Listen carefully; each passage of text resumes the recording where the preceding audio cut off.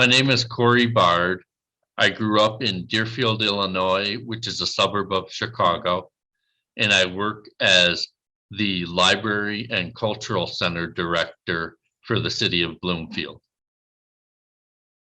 The Cultural Center, we have events, and there's an events room, and that can be a whole host of things from group meetings like the Chamber of Commerce to specific activity groups, say like quilters or sewers, to other groups like forestry or outdoors.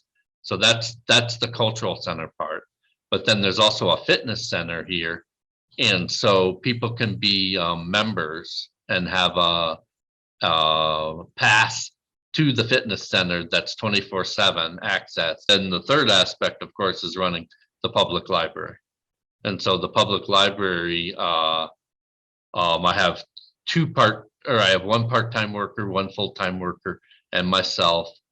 And that I usually divide the library into the staff, the computers and technology, collection development, which would mean the books. The fourth part, of course, is just the building itself and all the nuances and things of keeping a building running. And like in library school, they'd never tell you you need to know about heating, air conditioning, electricity and plumbing, and things of that nature. And yet, even landscaping and snow removal are a part of maintaining a building. You know, we try to have a plan of, okay, what kinds of events do we want in the event center? How do we promote the fitness center, maybe offering a holiday special or a discounted rate? And then how do you get people into the library? What things can we draw into the library, whether that's the story time each week or Blast, which is an after school program for kids from the schools, or like I have mentioned, we have author talks. So maybe there's a hot author, hot book that just came out and you want to get people into the library that way. And then like over the summer, we tried 3 different music nights. So just trying to get people in for, you know, more of a casual family setting and entertainment. But yeah, you got to plan these things in advance, maybe a month, maybe 3 months, but maybe even a year. You have a calendar that's working and trying to complete all these different types of activities. I had brothers and sisters who were all going to college. I have 3 sisters and a brother. We're all college graduates. We're actually all have graduate degrees, so master's degrees as well as bachelor's degrees in a whole variety of things.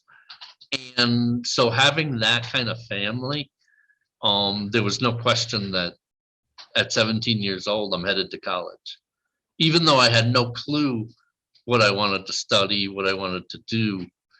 And probably during the first year at Iowa State University in Ames, Iowa, I just sort of said, I'm going to study business. It's practical. So I ran, what was the one? Oh, I ran a toy store.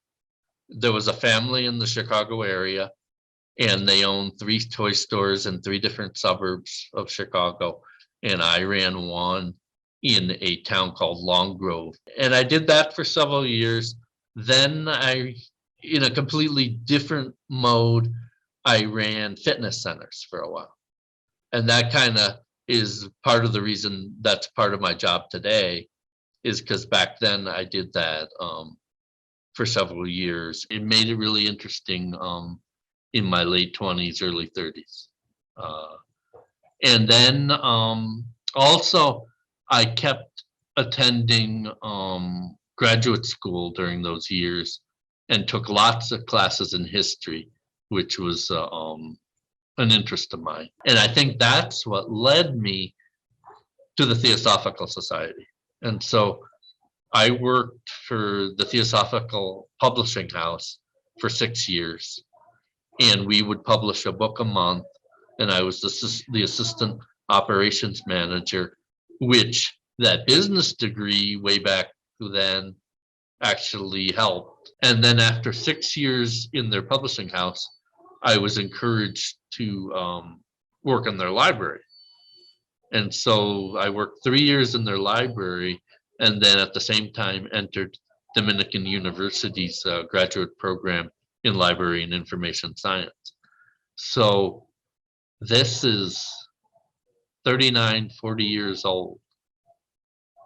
And I was just getting started in the library world. And now I've run 3 public libraries, been the director of 3 public libraries in Gold Beach, Oregon, in Ruidoso, New Mexico, and then currently Bloomfield, New Mexico. At 15 years old, I didn't know what I wanted to do in life. At 25 years old, I still didn't know that a library career would be in my radar. At 35 years old, that was still not in my mind. So, like I've heard from a lot of people, you're going to change careers several times throughout your life, and you shouldn't worry about that, or you should be excited that, hey, I can learn, I can teach myself, and I can adapt. And people lose jobs, people get fired from jobs, industries change, so that you should have the confidence that I can change and I can try something else at any point in time.